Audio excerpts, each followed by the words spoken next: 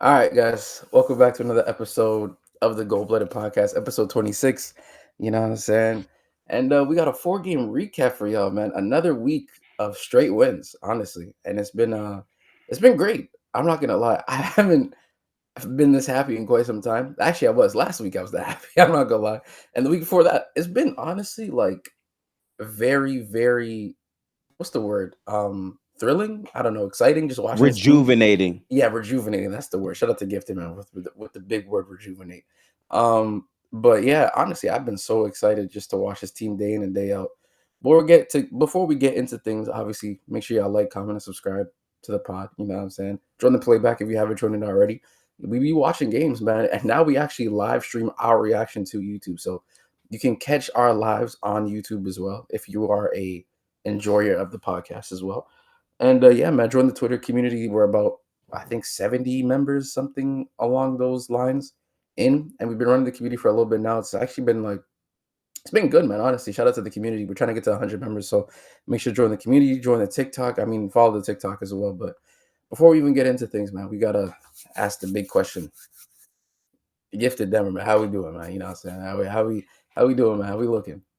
I ain't gonna lie, bro. My skin glowing, Type shit. eating well, Type making shit. money, drinking Yeah. water well. And Yeah. my team better than yours, bro. Facts. Let's talk. No, let's talk about it, bro. I get just to talk my shit. We have been in poverty for half of the season. And like the most ironic part is in the off season, we keep saying Butler might get traded. He might be a candidate to go to war. And I'm like it just sounded so fake, considering all the guys we passed up on and did not get. But in the back of my mind, I'm like, I think Butler could be good on this team, but the money and the age, I don't know. And then obviously our season plays out the way it does. We're not good. And then it comes down to him. He says no, so we have to pivot away from Jimmy. I think it's over. And then last second we get him. And from that point on, our lives have been changed. Honestly, shout out to Nico Harrison. One, you're the reason why we have Jimmy Butler. I just want to say, you're the reason. Also, Steph didn't sign to Nike. You're the reason for a lot of like good in people's lives. So, as much as Dallas fans hate you, we love you. You know what I mean? So, shout out to you. You know what I mean? But Denver, man, talk to me. How you feeling this week, man? My boy. You know what I'm saying? Uh, How you feeling this week? doing good, doing good. I actually feel excited to talk about my team. Like once again, it's a crazy thing. Nah, Uh, but yeah, I'm kind of pissed. I was telling Gifted earlier. I went to Best Buy to buy a new mouse pad, and this one is not the right size. I didn't think it would be this small. I knew it would be smaller, but didn't think it would be that small. So gotta take it back. Get another one tomorrow, probably, or take it back and I don't know, get one off Amazon or something. But yeah, man. Facts. Shout out to Gifted. Shout out to Denver. You know what I'm saying? With the PC bust downs. I'm still waiting on my upgrade. You know what I'm saying? Honestly, I'm literally like running this laptop to the ground. I mean, And like, did you hear Gifted say he's building a $5,000 PC right now? I am. wait, so what you gonna do with this one? I'm thinking about selling it. I mean, fair, yeah. But I really Why am. not just honestly, give it like to KB? it's an investment. No, I don't want hand me downs. It's okay. I'll build my own. It's fine. That's okay. That's okay. I love you, Gifted. Though. Respect. Nah, I'm not trying to do all that. I ain't gonna lie, bro. You sending out all those parts, you can just send it. You know what I'm saying? You can just sell it locally. You be alright, bro. You be straight. Or But for me, I ain't gonna lie. I'm running this laptop to the ground. It's been a good week for me, honestly. Just like it's like the fourth quarter of university, college, whatever you want to call it, and like it's just like hella assignments and stuff. So Ramadan too. So like trying to like balance all that's been a lot. But honestly, we moved, man. I can't lie. It's been like it's been good because knowing I could go watch a Warriors game and it doesn't feel like a task. It's just amazing. Like I could actually relax, watch the game. Obviously, there's parts of it where it gets competitive. It's an NBA game, but you know, and you're confident in your team's ability to come out with a W. And to get into the swing of things, we're going to actually talk about the Golden State Warriors and what they've been doing this past 4 game stand as well. You know what's crazy? I accidentally just pulled up our own playback link, which is insane. Um, Mm. Let me share my screen really quickly. yeah. So we had a quick little 4 game stand: New York, Brooklyn, Detroit, and Portland. With our first game being in the Madison Square Garden, you know what I'm saying?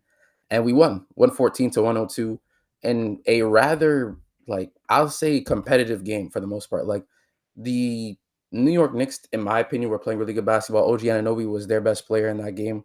I think he was tremendous for them for majority of the game. I thought the Warriors were just kind of playing sluggish to start, and they weren't really responding well. But one sign that the Warriors have been showing ever since we got this trade is they're resilient and they're able to respond to runs. That's one thing that I've been seeing that's like a consistency for this team. And a great example of that was this game in particular. Like we flipped the switch in that second half of the game. I don't know if you guys remember or not. Where we actually were able to come out with the win. And I want you guys to talk about it, man. What do you guys think were like some of the key factors for this game in terms of just getting that W? Well, here, hold on. I need to make sure this was the game where Jimmy Butler didn't really do anything correct. Yeah, he finished actually the game with 19, but there was parts of the game where I do remember us like complaining about because I think in the second half for him is when he kind of turned things up. But in that first half, it was like it was a bit of an issue. You know what I mean? Yeah. But it wasn't this game, and it wasn't the game that I was thinking of. But yeah, I feel like we still had Brandon Podziemski at this point. That was actually a really solid game for him. Honestly, it was a really solid game for everybody, especially like defensively. We only held them to 102 points. There's no cat, but I feel like we might talk about that in the whole Draymond and no, cat. we will. Don't worry. Yeah. I got my notes right here. We go talk about it. So we go talk about it. But nah, yeah. It was just a all around solid game. Jimmy Butler getting to the line again. Steph 5 for 9 from 3 in his race for 4,000. Which, if you're seeing this, he probably already has it. Actually, no, they're not. He actually hasn't because his spot will be out tomorrow. So yeah. There was one play in particular that I remember where he literally set up the entire play while he was off ball. Mm-hmm. It was just one of those shots where it's just like, man, how did he do that? Yeah, I ain't gonna lie. Like when he does that, where he like directs traffic and tells people like, okay, we're running the split action. You go into the post, you set the screen, or he'll say like, I'll set the screen for you, but don't cut. I'll wrap around you and I'll fly off the screen. Like I remember, when Jordan Poole and like Steph had that little meme where they like they locked arms and they just ran and they split. But like low key, Steph just like got the ball screen and just literally became the screener, wrapped around again, and then shot the three. But Steph is honestly like he's again one of the best entries in the NBA. Obviously, the best player on the floor that night, and the Warriors ended up with the win that night. And honestly, that was just probably like my favorite play. Even like the broken play where like we got the offensive rebound. Steph got the three at the left above the break three. That was pretty important stretch during. Yeah, look at the amount of like when he doesn't have the ball. Oh, hold on. Okay. Shout out to Elon. Yeah.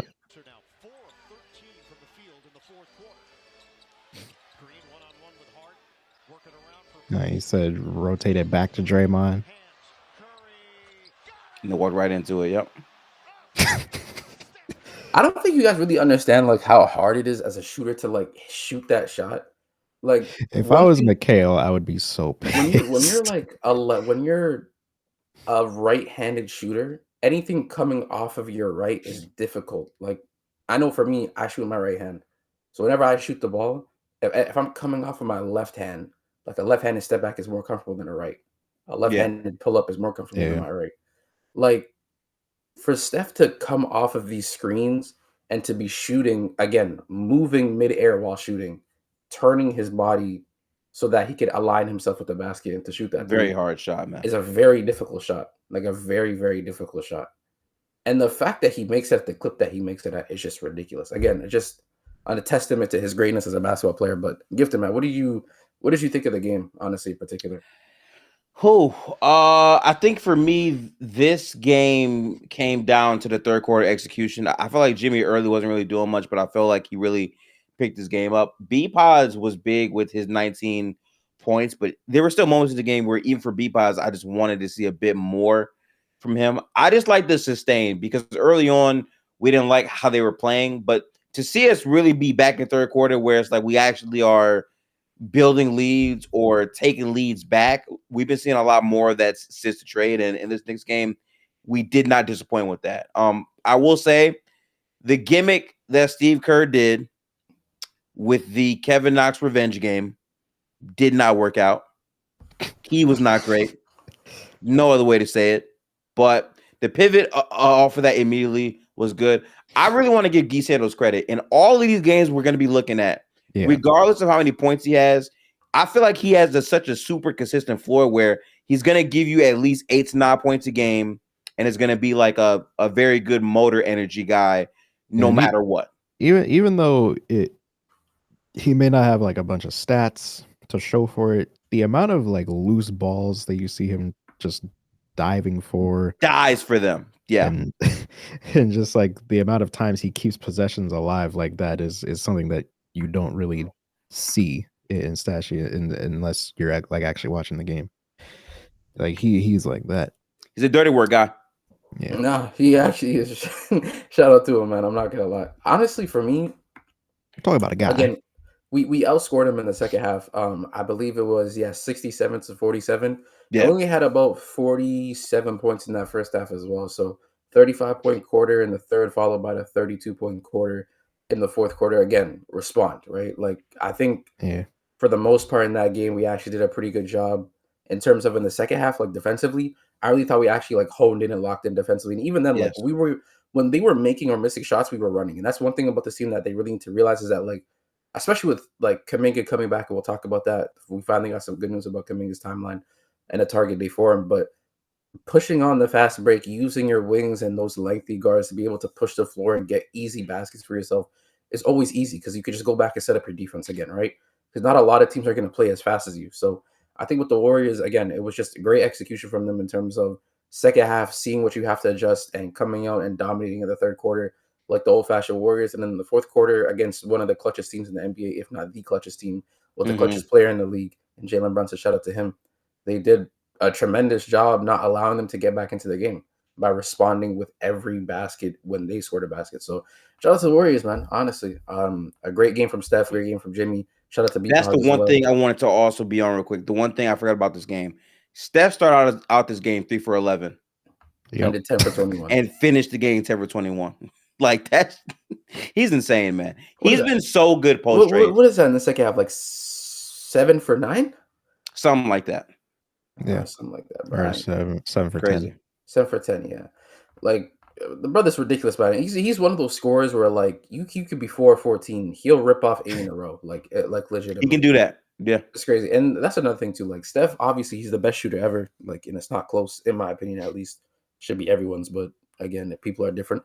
But him being even labeled as a shooter in of itself, I'm not gonna say it's disrespect because he is a shooter, but like he's one of the best scorers the game has ever seen, like respectfully. And him at his apex, or even him now, like the things that he's able to get off the 56 we talked about last week, the scoring that he's been on, averaging 31 since Jimmy got here, like he's shown when he doesn't have to. He's obviously the number one option, but he doesn't have to like full on just 2021 carry job 24/7.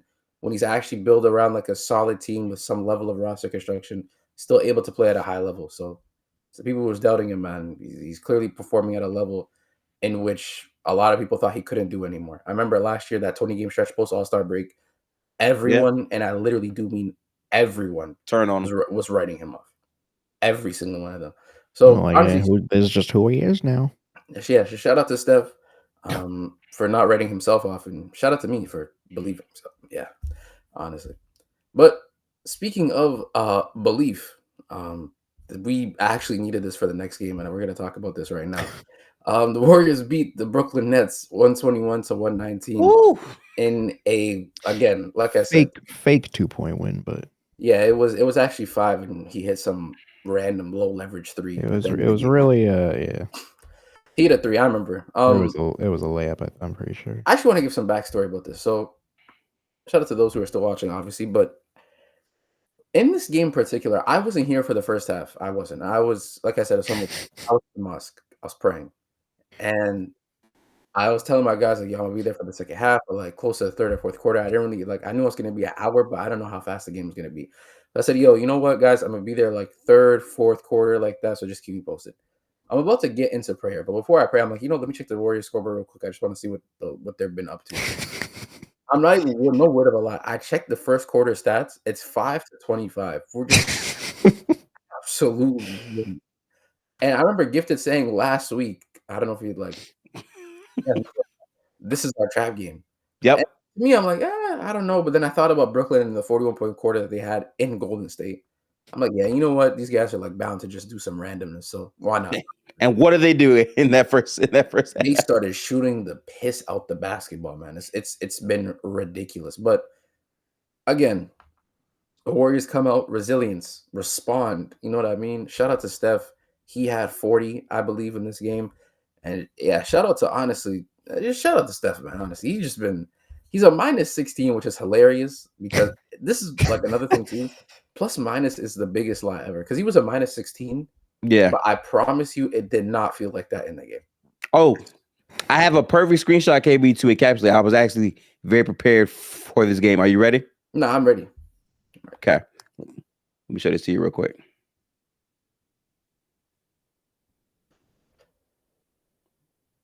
That's what this game was. 27-5 start for Brooklyn.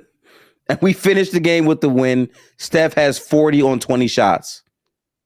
Crazy. Let's not forget about the crazy half-court shot he also shot as well. We're going to bring that up. But I want to talk a little bit more about like some of the other players. For sure. Jimmy Butler, 25 points, 7 for 13, 1 for 1, 10 for 10 from the free throw line. Bro, I ain't gonna lie. To the people who employ like the SGAs of the world, the Dames of the world, the Brunses of the world, like the Harden in this prime, the Embiids, like truly, is this how you actually feel every time you get a call you're not supposed to get, or just like, it feels good? Like it does feel good. I'm not gonna lie. Because my whole life I've been having to watch Steph like average 5 free throws a game. Mind you, he still averaged 30, but like he never really got to the line like that. So like our shit was just ethical. Jimmy legit gets me at least 6 free throws a game. Like at least, bro. At the bare minimum. And if I get 6 from Steph, I'm like happy, bro.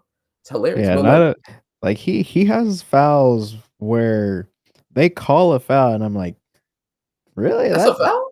Like, you know what I mean? Like, yeah, like it's literally just like, really? Like we get that call? Like, nah, that's crazy. It's literally rubbing off on the rest of the team. And you know what the best part is? Again, we're gonna talk about Kuminga coming back on Thursday. But bro, we have another person who's capable of just learning how to grift properly. Like from Jimmy Butler, bro.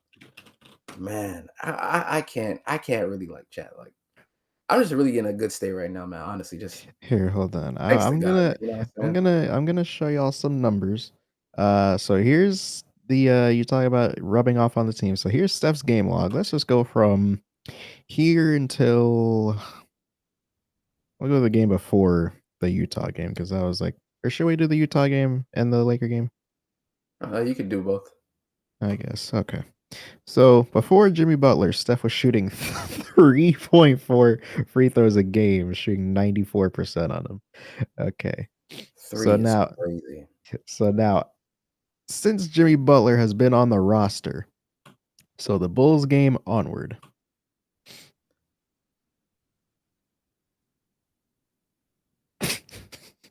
Like, you know how crazy that is? His free throws literally doubled. His free throws doubled, bro. That's ridiculous, bro. That is ridiculous, bro. Oh my god. Oh yeah, by the way, 42% on 12 attempts a game, 30 points. Yeah, nah, they really try to write us off. It's crazy. But to go back to the game, you know, I said Jimmy Butler with the 25. I want you guys to talk about the game because obviously you guys watched the full game. I only got to watch the second half and like highlights from the first half. But how was the comeback like looking like? How were the Warriors able to slow down the Brooklyn Nets in their hot shooting? What did that look like in the second quarter for us? Obviously, we cut the lead, I think, to like 5 and a half halftime or something. I don't know. Yeah. Honestly, it was really just like I can't really like pinpoint anything specific that we did. It's just that we were not hitting our shots. We scored 15 in the first quarter and 40 in the second. And so it was just when we started hitting our shots and we started getting more stops because they shot 61% in the first quarter, compared to 40% in the second quarter. That was kind of where the game kind of turned. Also, That's Jimmy some Butler, crazy shooting. 61% Jimmy, in the first quarter as a team. That's ridiculous. yeah, Jimmy Butler also got it going in the second. He had 11 points. Steph had 3 threes in the second quarter. He had 1 3 that was, or 2 threes on the left wing in transition, which were kind of crazy. And then, of course, he had One of his crazy shots of his career at this point. That's definitely up there for me. Like off the Jimmy pass, turn around, and then went right to the tunnel, no reaction. Funny, man. Yeah, I agree. Look at this shot, bro. Like, bro, that's 2 contests. Yeah, dog. That's double the contest. That's ridiculous, bro. That's ridiculous, man. Oh my god. Oh yeah, I don't think KB saw this. So there was a here, hold on. I might have to go back. There was a video, or there had like been several videos of people that were actually there, and they like took videos, Like live videos of the shot itself. Yeah, the the sound that this arena made when the shot went in is one of the craziest things I've ever. Bro, I've been saying it, bro. I don't know if I said it last week. I The keep community saying it. center. Like the Brooklyn Nets are the NBA, like in terms of player stand or even team fan bases, is the NBA community. The Barclays Center is the NBA community center for fans. But I'm telling you, like if you're a Laker, Warrior, Clipper, Buck, Philly, like whatever you are, like you Nick. can go there and you can find like at least 2,000 fans at bare minimum. The bare minimum, bro. It's crazy. It's actually crazy.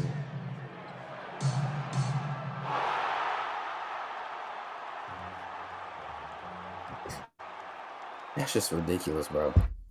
Does that qualify in the face of the league conversation? Nah. When Steph gets his son in the league, sure. Steph, don't ever mention. You know what, Steph? Don't say your son is better than anyone. Say your son is absolutely garbage. You know what I mean? So the media could be like, "Why is Steph saying his son's horrible?" You know, I realize like, no matter what you say, people will just twist it. Like, no matter what you say, yeah, LeBron will say something like, "I think my son is better than X, Y, and Z." Even if he said, mind you, LeBron's a father who he's going to gas his son. If I had a son who's playing basketball and he's 6, I'm saying he's better than every single 10-year-old in the country. I don't care because he's my son. I'm going to gas him, bro. A father's validation is great for a kid, right? But for some reason, the media sees it as, why would you disrespect NBA players like that? All right. Back to the I ain't gonna lie. talk about let's get to this now. Oh yeah, Gifted had a very Gifted had a fun time watching Buddy Hield play basketball this game. Oh yeah, I forgot. Is that where that was the Buddy clip? I forgot about that. Yeah. No, that was the Buddy clip. You crashed out, bro. The funny part is like it was like a 4-minute segment. I think I crashed out twice on them within a span of 8 minutes. Nah, you really you actually crashed out. It was actually genuinely hilarious. Like I've never seen you get that mad while we were winning too. I'll play them here. I'll play them in order. So this was going at the end of the third, into the fourth quarter. Doesn't bring it up at all. Oh my God, hands though. Oh no, not that way.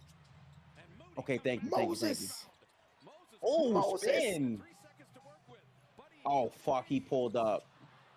Yo, get him off the team, nigga. You pulled up with no rhythm. You just shooting. This nigga is just shooting shit. Duh, let me just do the ball. I'm gonna grab the ball and do it. I'ma do it. The dot open, right? Let me just do it. I'ma do the dog. Dumbass nigga. Hey, you got these big ass fucking teams for what purpose? Like, you really make me mad as an individual player. And like, nigga, what are you doing? What are you doing?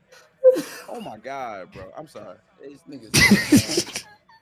He said, "Oh my God, I'm sorry." I was actually upset. I ain't gonna lie. I need that clip. That's going on TikTok. That needs to go somewhere. I ain't gonna lie. And then he had another one. Oh yeah, I actually have that one pulled up right now. Let me share my screen. I have that one pulled up right now, bro.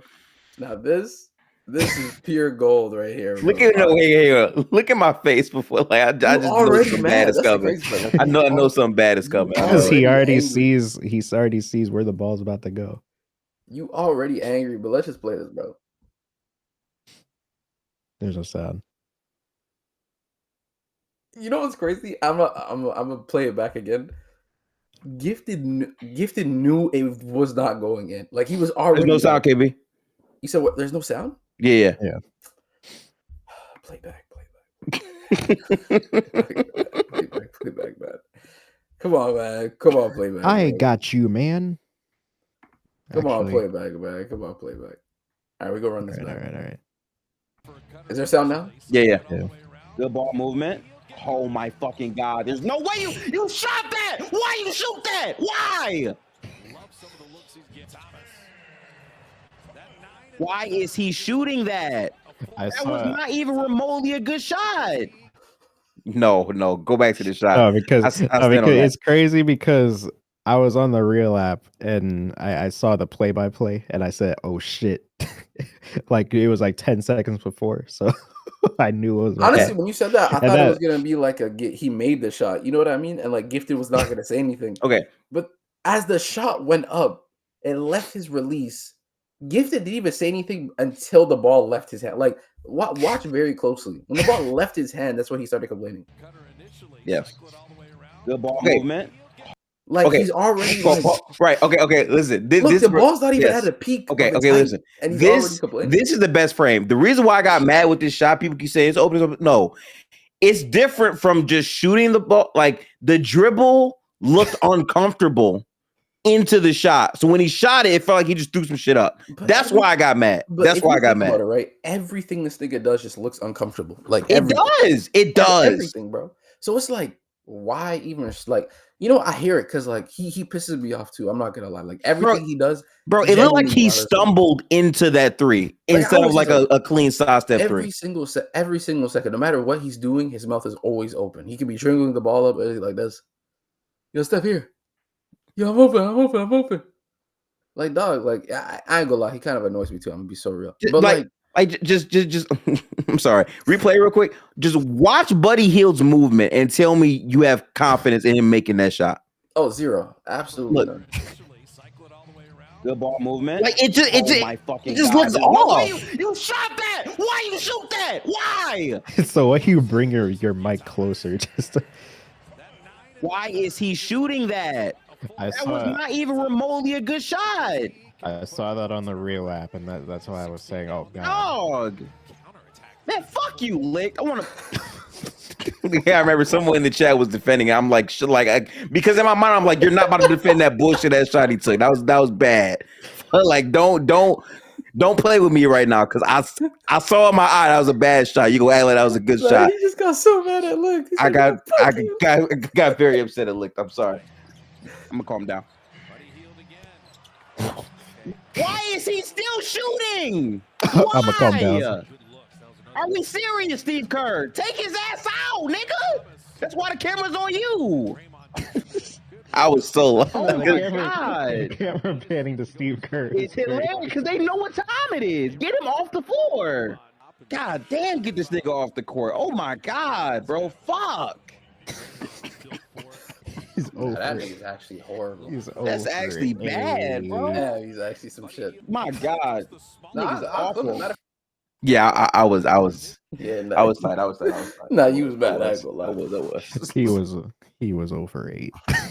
He didn't make one. It was a tough game. Bro, every shot released, Gifted goes, oh my God, bro. Like, why are you shooting that? Like, it's actually not. It's too funny, bro. It's just a certain look that I gotta feel, and it's like I just did not have faith in none of them shits. Bro. Honestly, though, it's true. Like, I've never met a shooter in my life that's a shooter, but I feel so not confident when he's shooting the ball. Like, bro, it's crazy. What do you mean, bro? He's basically Klay Thompson.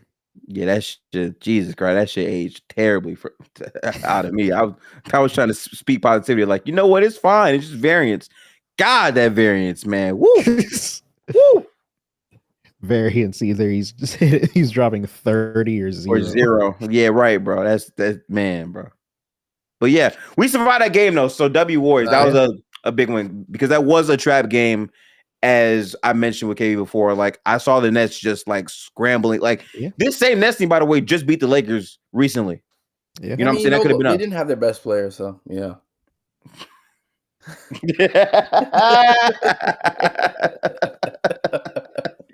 Good win, Warriors. Good win. Good win, man. It was a great win. I'm not gonna lie, bro.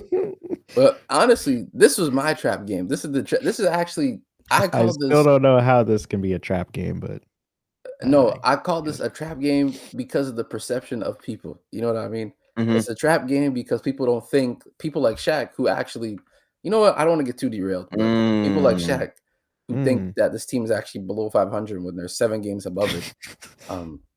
Just completely. You know what? Never mind. So whoop the freaking do.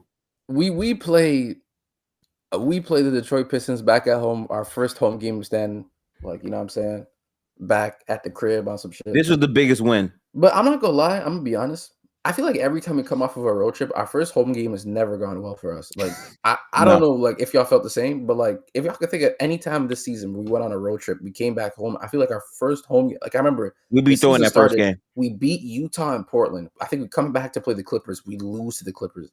Yeah. And there was another home stretch. We beat a couple road teams. We come back home and we lose at home again. Like it was annoying. So like I seem like okay, we're coming off a road trip where we didn't lose. We're about to go home to play Detroit.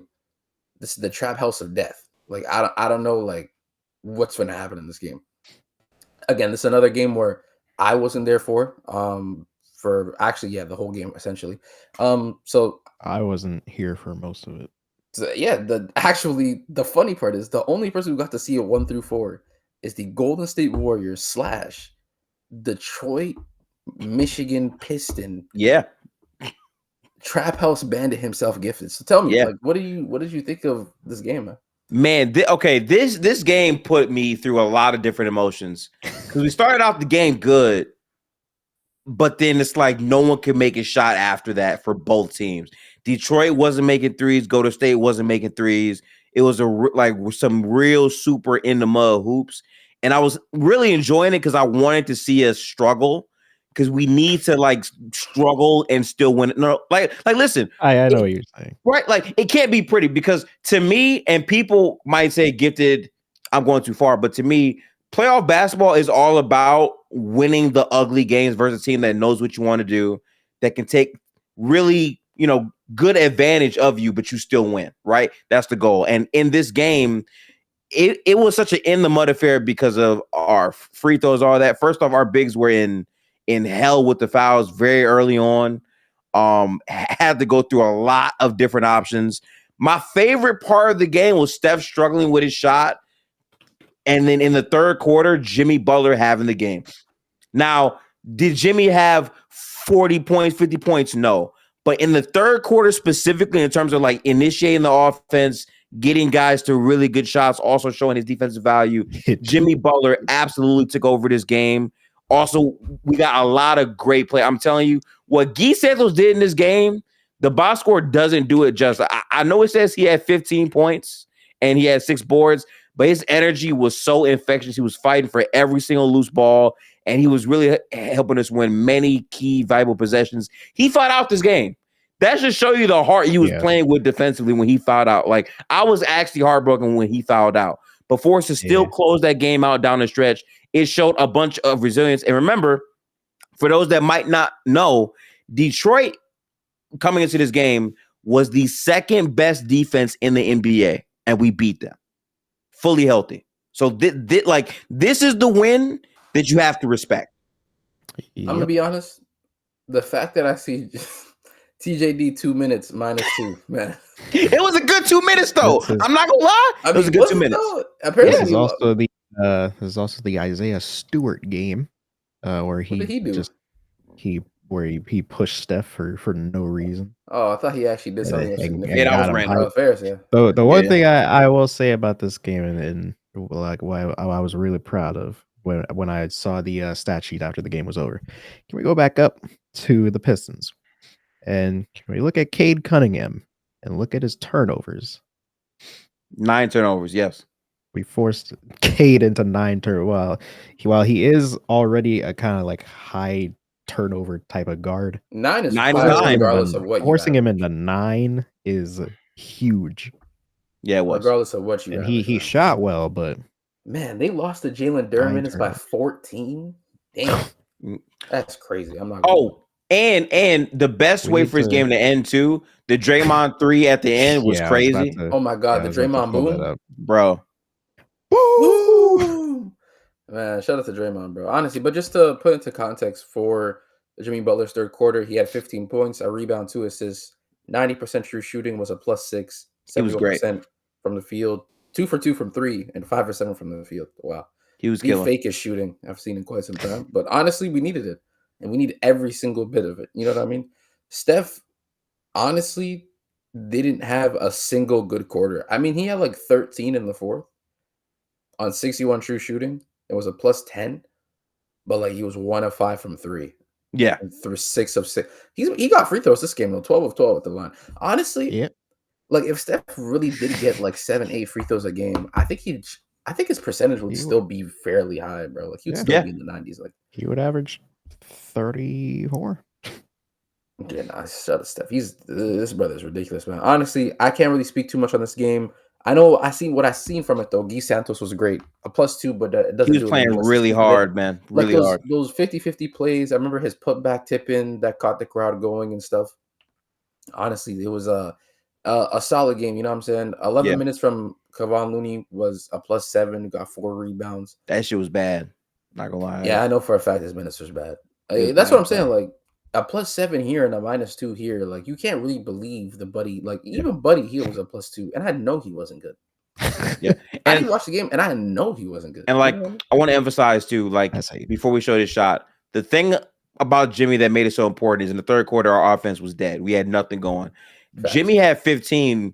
We tied the Pistons. Guess what the score was, KB? 33-33 in the third. And he scored 15 of that 33. Like that moves the needle for us for real. No, that is ridiculous. I'm not gonna lie.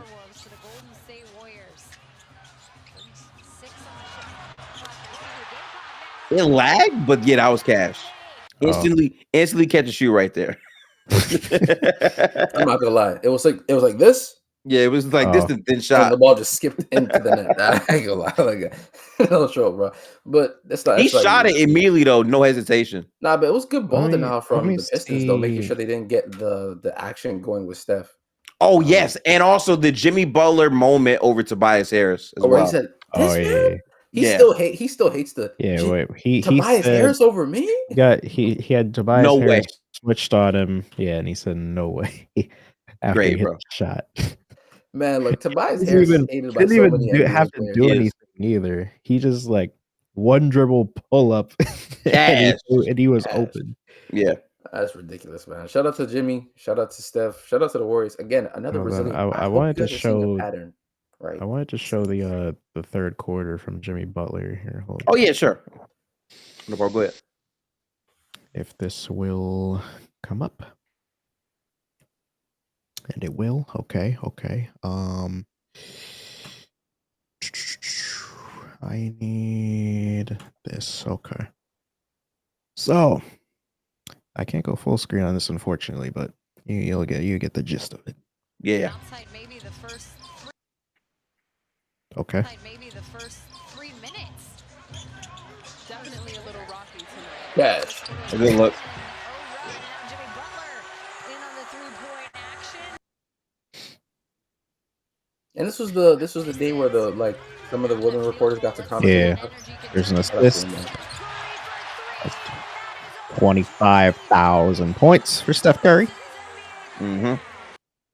You think we get to 30K? Nah.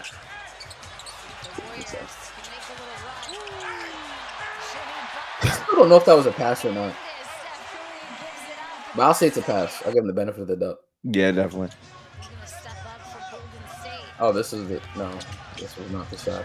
What a pass. Oh my god, man. That's the type of pass he was getting off, KB. Like it was up, man.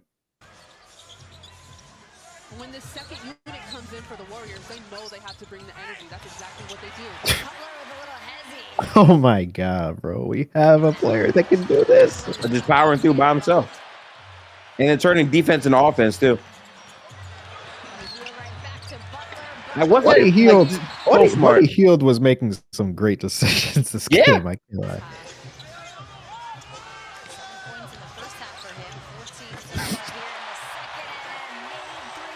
I'm not gonna lie. When we get to the postseason, that fake shooting game from Jimmy is gonna hit like crack.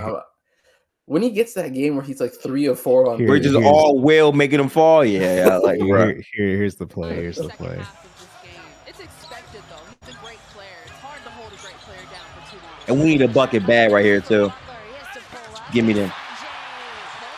Oh my! He pointed at him. He pointed at him too. He pointed at him and then Demon turned back and said, "No way, Demon. No way." Hell no, bro. God. You done lost your mind, bro. I ain't gonna lie. Again, shout out. Lost your damn mind. Shout out to the Warriors, man. You know what I'm saying? Like, honestly, the fact that we're covering every game right, we really went undefeated this week. Wow, that's crazy. Right?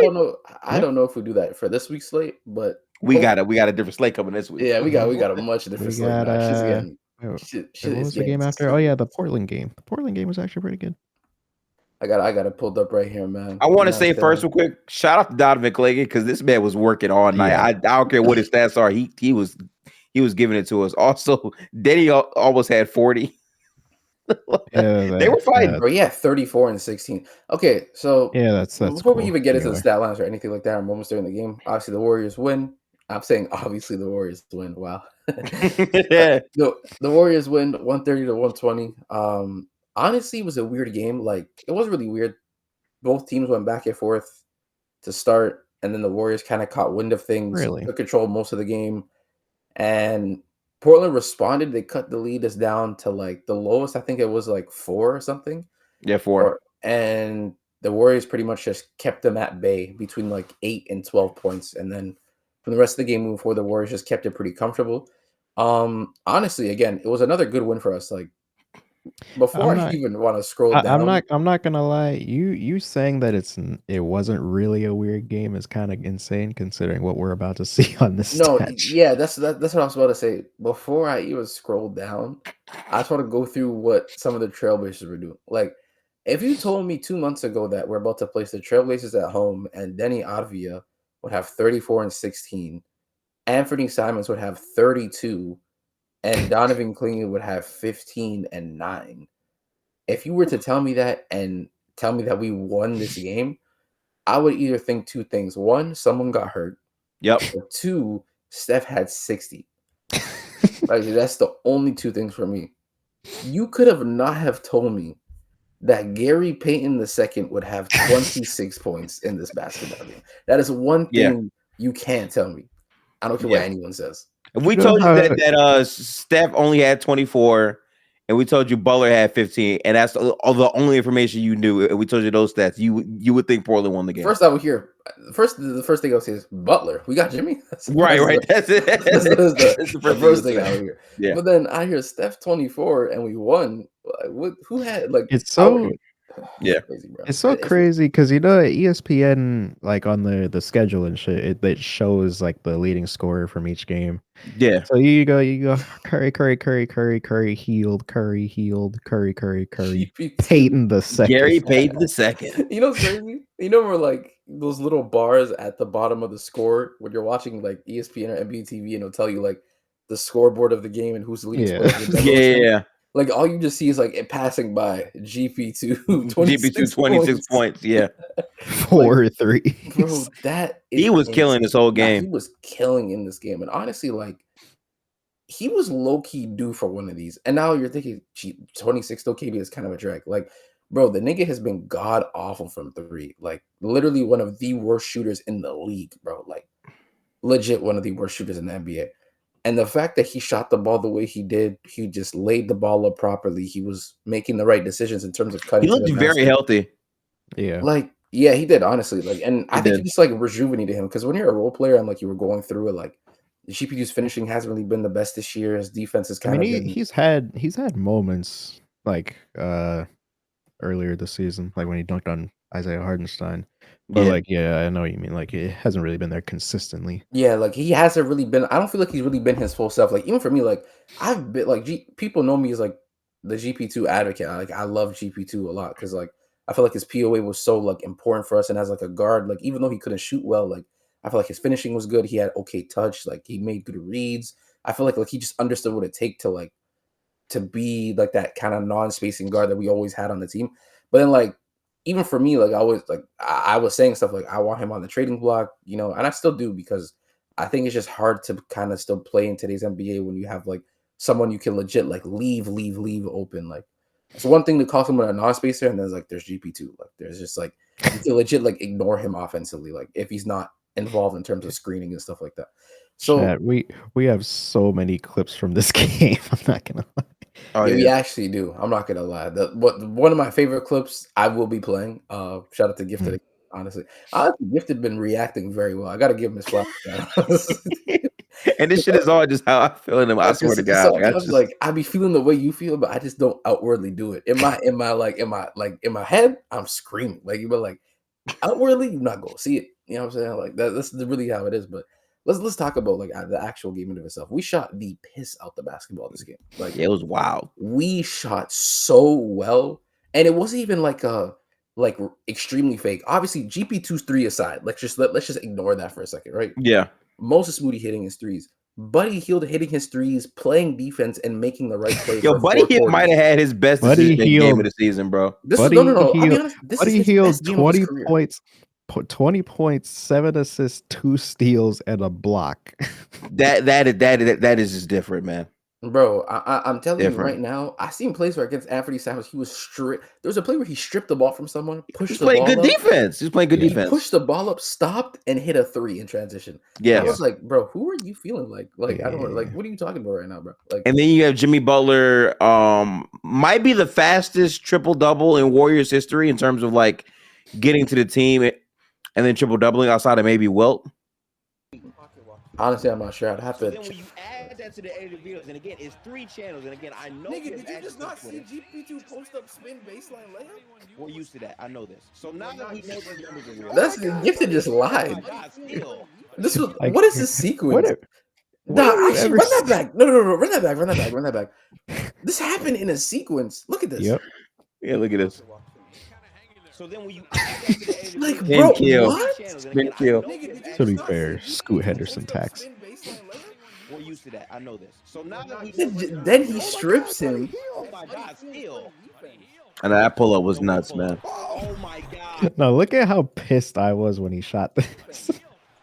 Nah, listen, that perfectly encapsulates what the Buddy experience has been. I swear to you, bro. He smacks it, and then Endeavor's face is like, "Oh, what? Oh, he hit it! Oh!" Bro, I was legit confused. I was like, "Look at my face, bro. All of our faces are all 10. Look at my face." Wait. Real quick, go back to like right when he took the shot. I think we're all depressed when he pulls. Oh my God! There you go. I think I was shocked more than.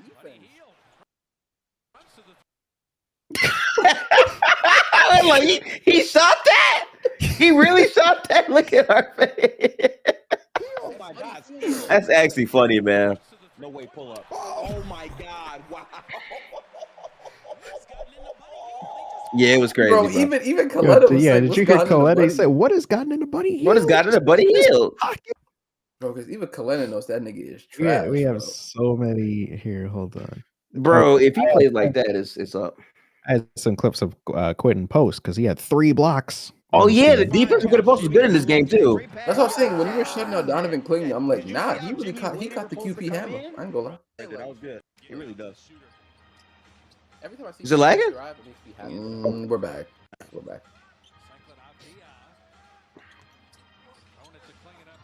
That was a great block.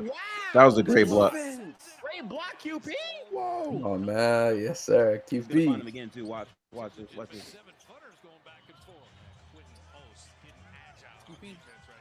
QP. Oh, they snuck that cut in. That was a crazy finish. No, the delay was so insane. I'm not gonna lie. This entire game Everything Jimmy Butler did was like low key, but the passes were amazing from Jimmy Butler in this game. Trey ball, give me down. Filthy.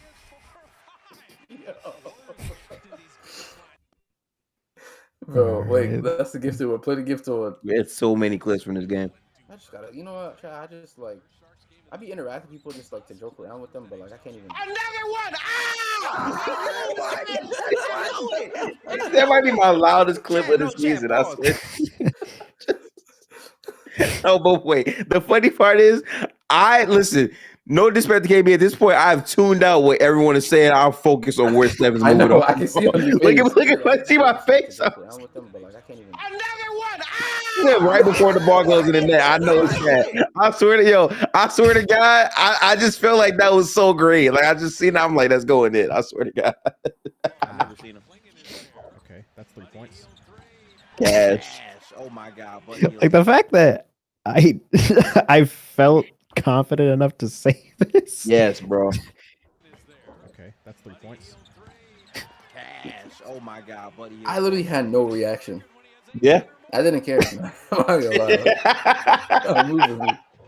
20 on 10 shots is very impressive. Buddy Hield and GP2 are combined for 42 points, by the way. Yeah, that's kind of crazy. This is hilarious, man. Clayton getting every board, bro. It actually is. It's so fake, bro. It's ridiculously Yeah, fake. it's good defense. Yo, Buddy Hield is actually playing very Yo, good. Buddy play, Hield is bro. playing very good basketball. Oh my God. And then GP was just I've never seen him. Man. that was a great time. That was a great Yeah, time. man, again, That was if a fun you're not game. in the Oh, playback, man. join the playback, man. Tap in with us, I be man. interacting with people. You got a full screen net. What's this Just one? like to joke around with them, but like I can't even. Another one! I knew it! Chad, pause. Did I not react before he made his shot? I think the funny part this clip was right before telling KB to start it. Look at my eye. I swear to God, I'm so locked in on Steph's movement, bro. I swear to God. My eyes are so like lasered in Bro, on he where was literally like, "This is the." I'm talking. I just see Gift to go like this, and then as the ball releases, another one. Ah! another one to do that. When I figure out, when he made it. I seen the green animation, nigga. I seen it. That was killing me. No, that was great. That kills me. great. That kills me, man. Shout out to the Gifted. Ooh. Again, if you're not in the playback, join the playback, bro. It's a fun time, man. It's a fun It's time. really fun. We just be here vibing, watching the games, man. Honestly, and Yes. again, like if you're thinking about like not wanting to buy a league pass, just subscribe. Subscribe to Goldblooded and join the Discord, and the rest is history. That's all you have. Pull up, yeah. And if you're thinking about how much the subscription is, it's $5, bro. It's $5. Anyways, though, great game. I want to talk about a few things before we talk about this week's schedule and obviously wrap things up. Yeah. One thing we're going to talk about really quickly, honestly, and I don't know if you want to spend too much time on it because time has passed already, because I do want to talk about Kuminga. Obviously, the Draymond incident in New York. For those of you who don't know, Draymond, I'm surprised if you don't know at this point, but Draymond, obviously, seen that Cat was out. Unfortunately, Cat couldn't attend the game due to personal reasons. His wife's friend, I believe, passed away of cancer, according to things that I've gathered. And he did not make the game, right? Draymond did not know at the time what the news was and said that Cat ducked because Jimmy was in the building. So then Draymond was informed that actually he missed the game because his wife's friend passed away. And he proceeds to, for some strange reason, stand on it by saying, I don't know, that's what I heard, and I stand on what I heard, or something along those lines. I'm gonna just say the Draymond Green show will go on. I'm gonna just say what I think quickly, and you guys can say what you want to say before we get into something that's more important, honestly, than this topic. I'm not gonna lie. Again, Draymond, I love Draymond Green. I think Draymond's, again, a Warriors legend. I think he deserves a statue. There's a lot of things I think highly of when it comes to Draymond Green. But whenever Draymond Green is not playing the game of basketball, I worry for what's coming out of his mouth. I'm not even trolling. Like, from different times when he said Miles Bridges is like a little brother to me, to this Cat incident. Like, it's an ongoing issue for me where, like, he co-signs things he just doesn't have to co-sign, you know? Like, you are apparently not willing to talk to Stephen A. Smith because of what he said about Bronny, but are willing to stand on the fact that you know that his wife's friend just passed away, but you'll stand on that. but you're willing to not talk to Stephen A. Smith anymore, who you interviewed and said you're because good of friends something with, that doesn't because of even something that has involve nothing to do with you. But you're like, it does not make any sense to me, honestly. Draymond needs to fix up. I think he's been extremely wrong in that. I do honestly think he needs to apologize. It's just like it's common courtesy. You don't know something, it's okay to say, okay, my bad. I didn't know. I was just making like friendly jokes or whatever. But honestly, condolences to him, his family, his wife, his friend, all that. And you just move on. Instead of saying, I stand on what I stand on. Like, come on, man. Like that's just some loser shit. But yeah, y'all can say what y'all want to say. I'm gonna make it fast because we got some real good news to get to basketball wise. I don't know if I've said this publicly, but I felt this way for years. Draymond's biggest strength is his biggest weakness, and that's his confidence, his fire, his flame, his passion, right? That same line that he told that gives him that dog, that gives him that grit to be as good of a defensive player as he is, and be that same will that has won us 4 championships, is the same thing that got him suspended for the biggest one when we lost and blew a 3-1 lead in the finals, is the same chip that, was a part of the wedge that forced Kevin Durant to, consider leaving Golden State. But that's who he is. And I'm kind of at the point where he's old. And I think he's very stuck in his ways. I think it takes a lot. What's frightening about Draymond is he's a phenomenal communicator, but when his mind is stuck on something, that's just what it is. And like I watched the entire post game interview that he did, and he said apologies to Cat's families, but the Draymond Green show must continue on. And then when he heard the news, he said, "Well, I heard that, but I also heard it from a friend." Instead of just like fully saying I'm sorry and moving on. So it sucks. But there's nothing I can do. He's on my team. He's been a great player. He's going to continue to be having that level of impact. But I keep saying this, the more and more moments he has like this are the reason why when he retires, the response he'll be looking to have is not going to be the one he thinks. Instead of being just fully revered as a legend, as one of the best defensive players ever, as one of the cornerstones, I feel like a lot of people are going to say he's a triple single machine that can't control his mouth. We don't like Draymond Green. And that's sad, but that's what it is. Yeah, I've already said kind of. I was also, or I was kind of under the. I was looking for the what's it called? The actual like clip of him saying it's my bad, but I already said this. Draymond Green, yeah, Draymond Green show must go on. He said that. He said that? Yes, he did. Yeah, that's why I laughed, because like that's ridiculous, bro. Yeah. Yeah. Like I've said like time and time again, like, and more so over the last like few seasons because it's just becoming more common. Like, fantastic basketball player, but dog, I cannot defend anything that you do off the court anymore. Like, I can't, bro. It's all right, crazy. so here's if you thought the like actual quote was Oh, here was you kind go. of insane, the way that he said it was even crazier because it doesn't even sound Now, like he cares. I sort of pause real quick before we watch it. When I opened up this clip, KB, and I saw the glasses in the face, I'm like, oh God. Yeah, he's about to say something crazy. He about to say something crazy. He's about to say something wild, bro. You seen your reaction today to your comments about Cat? No, And are you aware of what the circumstances were? no, no. What's the circumstance? Apparently, he said he was at a funeral for a family friend. Oh man, that's unfortunate. I'm sorry to hear that. That sucks. But my comments that I made was what I heard was this. And that's what I heard. So I do, send my well wishes to him and his family. None of us, it's inevitable. We all experience death in one way or another, and we'll all experience it in the same way one day. So it's unfortunate. You never wish that on anybody, but the Draymond Green show with Baron Davis must go on. So I definitely wish them well and wish their family well and grieve it. Because we all go through that, and it's never easy for anyone. The Draymond Green show with Baron Davis will go on. He said it twice. He said it like. Listen, I'm sorry. This shit isn't fun, but it's like the audacity to just keep saying that is crazy. Nah, literally, what I got from it was he goes, it says, yeah. So his friend, his wife's friend passed away. Oh man, oh that really? sucks. I'm sorry to hear that. Oh, basically, this is what I got from. He goes, so his wife's friend passed away. Oh really? Damn. The Draymond Green show must go on, man. At the end of the day, the day's going to end. It's not going to end without the Draymond Green show. Baron Davis. What I heard was this. That's what I'm saying. You know that sucks. So you never want to.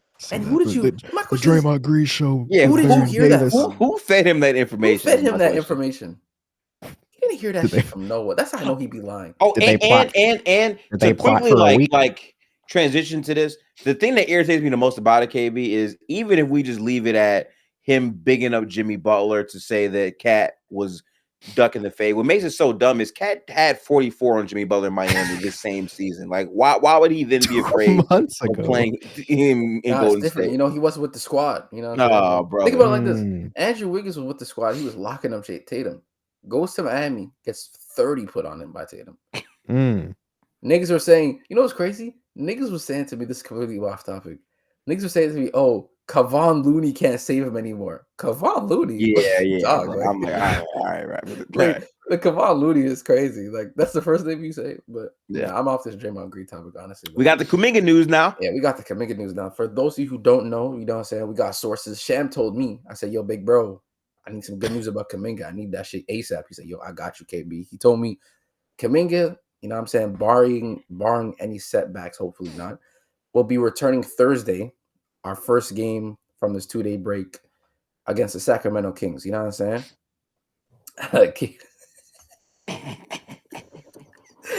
No, but what did you guys think of the news? Honestly, like for me, I was kind of worried because it's been like almost 30 games. I don't know how many off the top of my head, but like I know it's been like over 20.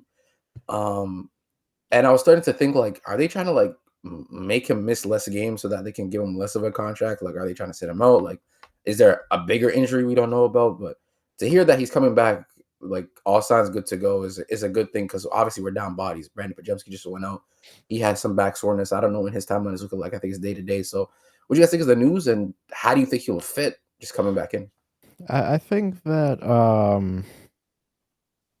don't know, because I was under the assumption that they kept telling us that he was going to come back on this road trip or here, but I felt like once we got back to the homestand, they really started to start saying, okay, we're targeting this homestand. I was like, okay, he's pretty close.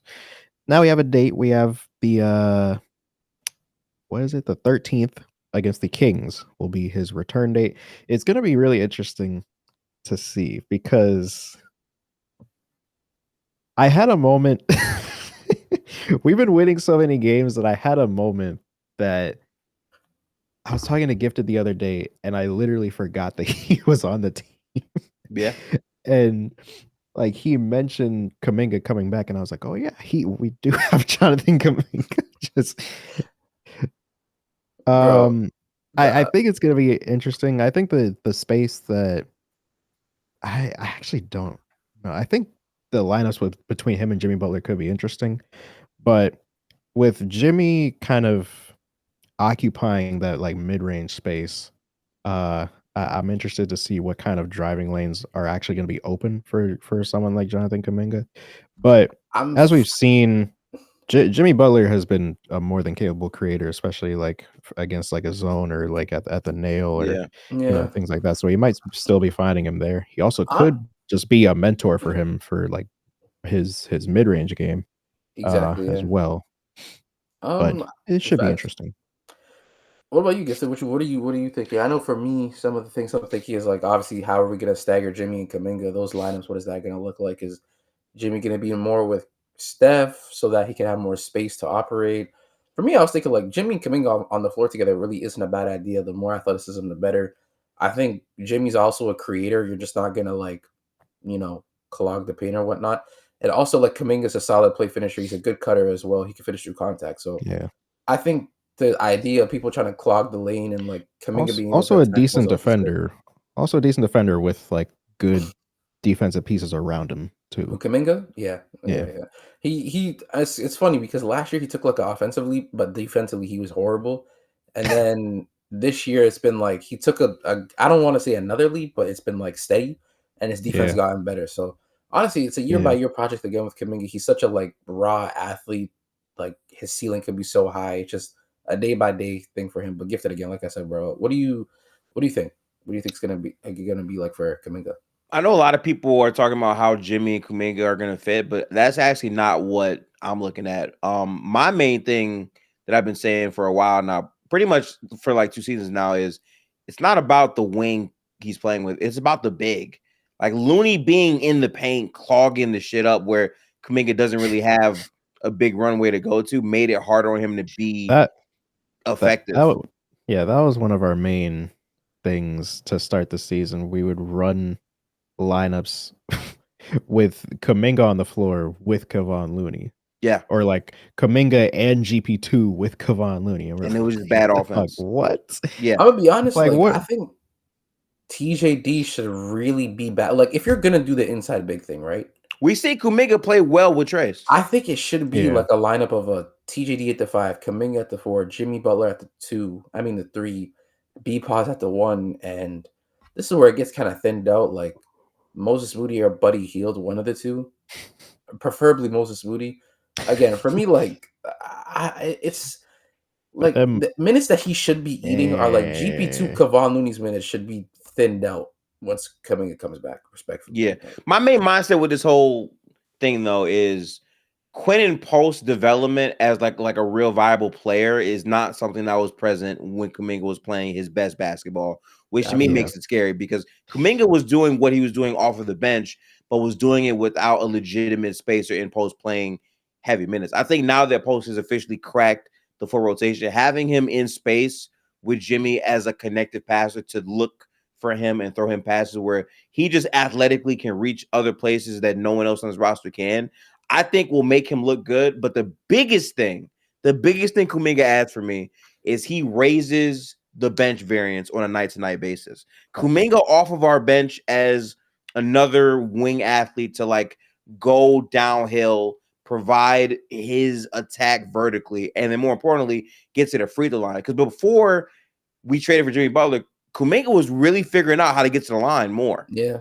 I don't think it was really a problem with getting to the line. It was some problem of just making it. But again, Kuminga doesn't look like a bad shooting form or anything. For me, it's just like reps. Like when it comes to shooting, the most important thing you can do to get better is just to get your reps better. Obviously, you need a good foundation, but you just need to get more shots up. That's just how you get better at shooting. Or in anything, you just have to get more reps up. But just in future references, when it comes to the Warriors, what the lineups are going to look like, even to close, like, are we going to have lineups where it's going to be Draymond, Kuminga, Jimmy, Steph, Moody to close? Are we going to try those lineups? Is that going to be one of our quote unquote? I'm interested to see what the Jimmy, Kuminga, Draymond lineups are going to look like because those are going to happen. But I'm not going to lie. I low-key like right now, like since Brandon Pajemski went out, we've been starting Quinton post. And for me, I actually like when Quinton just starts in general. Like when Draymond and like I want to actually look this up really quick because I want to see what Draymond and Kuminga. I say Draymond and Kuminga, sorry. Draymond and Quinton together on the floor. I want to see just what the on-off is for that pairing really quickly. Because I really do think like offensively and defensively, they've been really good together, honestly. Just from the eye test strictly. But let's check this out really quick. Draymond Green and Quinton Post. Here we go. So when they're both on the floor together, it's been bro. We got 120 offensive rating when both of them are on the floor together. That's like one of the best in the NBA. We have a 113 defensive rating, 113.8, so 114. But bro, we're a +6 when those two are on the floor together. Like, so we're probably not defending the best, but we're scoring at a very high clip when Draymond and Quinton Post are on the floor together. I think a big part of that too, KB, is in all the games you watch, even in the clips we show in this very podcast, Jimmy Butler makes it a thing to look for Quinn and post. Like he's actively seeking where he is, where he occupies space, and he's looking for his shot. So to me, the lineup I want to see is Steph at the 1, Moody at the 2, and then you go Kuminga, Jimmy, and post. I actually want to see how they look without Draymond to close. Obviously Draymond's gonna have to be out there, but I just think that like the space and the ranginess of like the wings athletically, I like where that lineup can go. Yeah, no, I hear it. I'm not gonna lie. Oh Again, I'm really excited for Kuminga to come back. That's just another added scorer that like can give you 20 on any given night. And I think it kind of takes even like the ease off of someone like a Jimmy Butler. Because I remember like there was nights when Steph would have 25 and Kuminga would match. Like who knows? Like now you can randomly see like Kuminga might actually just pour in 20 one night. Steph it just gives you more variance on a night-to-night basis. So like yeah, I think the Warriors should obviously play fast, see what lineups and combinations work. One thing I'll say is like if we somehow just like want to keep most of the guys, I'll say another guard in terms of a 3-and-D guard we need on this team, and we need another stretch 5. Like if we could somehow find another Quinton Post, that would be so ideal. Like that would be so ideal. I'm looking at some of the 2-man lineups with Jimmy Butler just so far this. So Jimmy Butler and Draymond Green, 316 minutes together. What would you say their defensive rating is? Oh, it's got to be good. 104? 106. Draymond Green and Moses Moody, 256 minutes. What would you say? 102. 104. And damn, I'm always 2 off. Yeah, and Jonathan Kuminga and Brandon Pajemski, 422 minutes. Defensive rating also of 104. So yeah.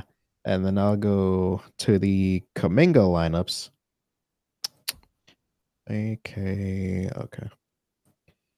Jonathan Kuminga with Draymond.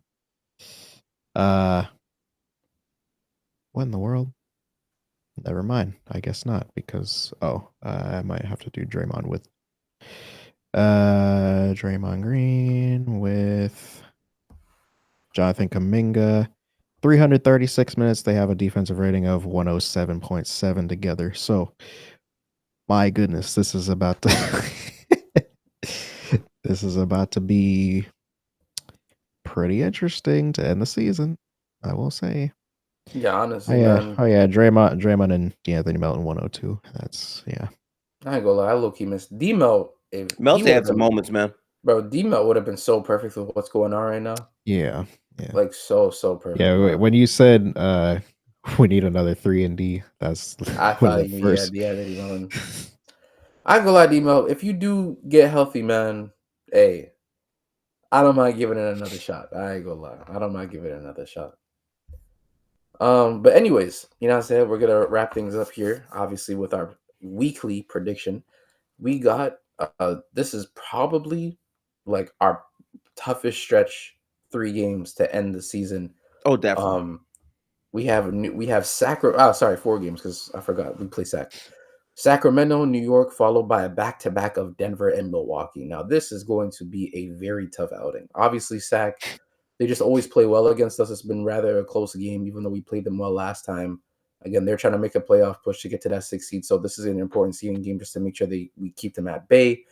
New York, we just beat them. They're going to come in. They're on their LA chip, I'm pretty sure. They just played the Kings as well not too long ago. Cat's comments, and he's probably going to feel some type of way and try to go crazy. Denver, again, playing Nikola Jokic, possible MVP again, best player in the NBA. That's going to be a real testament because this is a potential playoff matchup right here. And then the Bucks. Now, the Bucks is a very good game in terms of like another testament, a litmus test kind of game. But I think out of all games here, it probably has like it's probably the second meaningless game behind Sac. So what do you guys think is the record's going to be? For me, I say we beat Sac, we lose to New York, we beat Denver and Milwaukee in the back-to-back. I think we go 3-1 and we beat both of the good teams and we lose to New York. What do you guys think? I think we probably beat the Kings and New York and we split either the Denver or the Bucks game. Part of me really feels like we win all 4. I'll just be honest and say it, but I really have to see how the Kuminga shit looks in the first 2 games to have faith in that. So I'm gonna say we go 3-1. All right, Denver. What you got? I would say 3-1. I think we beat Sacramento. I think we do end up beating New York. I think we lose the Nuggets game, and then we beat Milwaukee. We have not beat Denver. 'Cause Like I'm gonna be yeah, honest.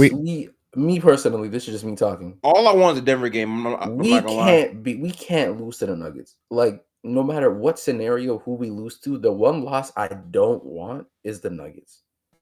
Because one, it's a playoff matchup. This is gonna be like I don't know if it's gonna have playoff atmosphere, but this is The a only potential. problem is that Gordon isn't playing in that matchup. I don't think because he's hurt again. You think I care if he's not playing? No, I know we don't care. I'm just saying, like, it would for me, I would love it if he was. I mean, when he's on the floor, we treat him like he's not there anyways. So like, what? Like, I don't. You know what I'm saying? Like, would you? I don't get it. Nah, let me not be nasty, but nah, that is a huge blow for them. To be fair, that's one of their top players. But, bro, like, yeah, we need that Denver win. Like, just for We do. morale, like, Yeah. morale wise, it'd just be a great win. You know what I mean? Actually, you know what? I might say we win in Denver now. So I forgot that Aaron Gordon was out, and also we have Jimmy Butler now, and Moses Moody has taken a leap defensively. That's So like he's the probably ring going to we're be. gonna And have. we have He's Kuminga back. probably going to be guarding Jamal Murray. And I think Brandon Pajemski might be back by that time. Yeah. I think And then the he'll way be so back. GB2's he'll been probably playing as well would help. So I mean, he'll probably be guarding Jamal Murray. The only matchup I would be worried about is Jokic, obviously, because I think Jokic is Draymond's gonna get been- his. If you could shut out Yeah. Jamal and the rest of their offense, you'll be all right. Yeah. but I think the trade-off Jimmy is Butler, I that think, is if Quentin going to. Post's shooting is legitimate, which it's Oh, been I ain't gonna lie. Yeah. No Aaron Gordon face. and Yeah. Jokic is gonna have to guard. Like Yeah. Yeah. he's gonna. So either Quentin's getting open threes or Steph is getting open looks. Somebody's getting open threes. Yeah. Somebody's getting open threes. But nah, honestly, you know what? I'm gonna change it. I think we go 4-0. Honestly, I think we beat Sac. I'm not mad at you for saying that. I think Cat is gonna come into town. I think he's gonna play well, but I think he's gonna talk shit to Draymond. Draymond's gonna get technical foul, maybe a possible flagrant. And then once And they he's just Draymond, gonna we go skyrocket. His word- ability just go word skyrocket. out, word We're gonna out. come back and win that game. I think that Word game out. is gonna be out the mud, and then the fourth quarter we just take off. And then Denver, I think it's gonna be solid. Then just Steph goes for a 25-point quarter. There's blows also the lead all the way no over. Brunson in the Knicks game. Oh yeah, Keep that no in mind. Brunson as well. We caught a break. Like, I'm just being honest. If I'm being really honest with how we've been playing basketball, how Jimmy Butler fits, and what Kuminga can do on paper, I can see 4-0. The only reason why I'm caused to pause is that I haven't seen a Kuminga minute yet. I gotta Yeah. see how it looks early. Honestly, just even if you want, remove Kuminga for a second. Even if you just take it for what it is now, I still think we can be off over them. Yeah, Genuinely, I still think we do. Like, I'm gonna be honest. that's fair. Sac, we have to win. Like, bro, if we don't win, I'm gonna be mad. New York, we better win. Denver is a must to me. Is a must win. Like, we have to win that. That's the game I care about the most because if this team is able to finally beat a team that they haven't beat since they won the title, literally, no. Well, I ain't gonna intended. lie. If we go for chat, Yeah. I'm gonna be honest. If we go 4-0 this week, you're not gonna. That's a serious shit. You can't say anything about 4-0. No, I ain't gonna lie. We And keep in mind, we're already on a win streak. So now you add 4 games to that win streak on top of it. Win streak. We just went on. We just ripped off a New York, Denver, and Milwaukee stretch where we smoked all 3 of them. Like, bro, That's big. Yeah. niggas gonna have to take us serious. I ain't gonna lie. Well, one of them was without Giannis, but I understand. No, We did do a very good job. Stretch. Yeah. Oh, stretch. yeah. In this stretch, we're gonna be playing Giannis.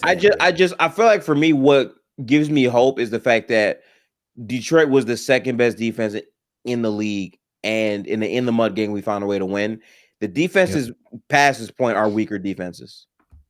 I like it. Honestly. And then you know what's crazy? Even after that, we played Toronto, Atlanta, Miami, New Orleans, San Antonio. Like, that's like, wow. Like, Yo, that Miami game is gonna be. I cannot wait for that Miami game. That's Jimmy I Butler's cannot return wait game, for that and we Miami play- game. I can't wait for that Miami game. I ain't gonna lie, Chad. Do y'all see us getting 50 wins? Either we get. So, chat, we need to win 13 of our last 17 games to win to get 50 wins.